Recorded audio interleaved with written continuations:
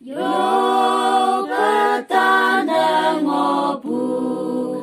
hipak amai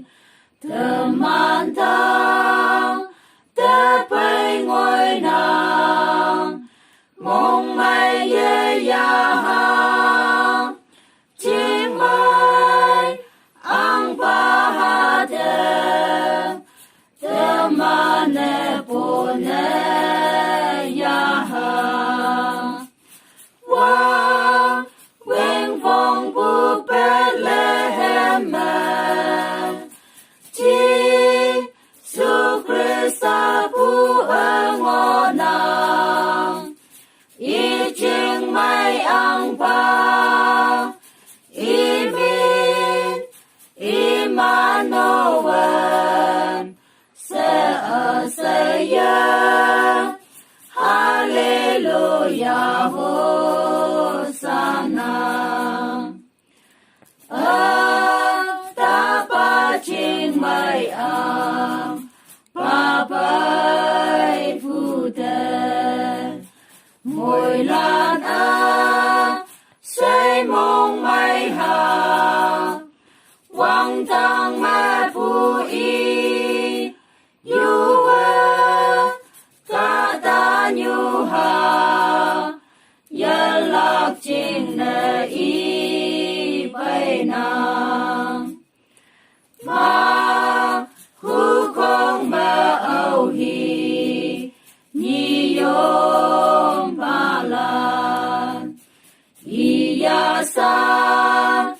ya li yong wan me ti si wa ang pa ha y min yong ha teman asai mong mai ha wang tang lan pu lan min yong hem lo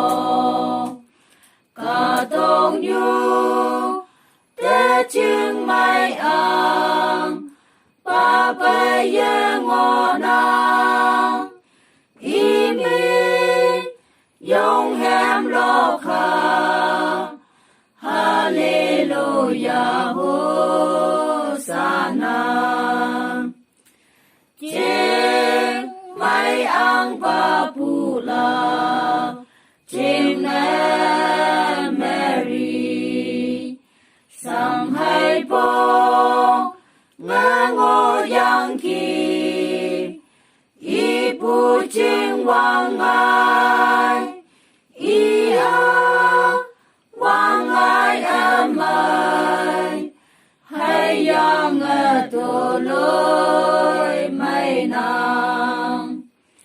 wang wing phong pu Bethlehem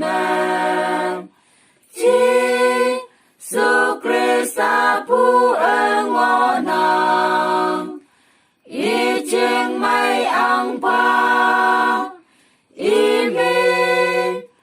Immanuel saya Hallelujah Hosanna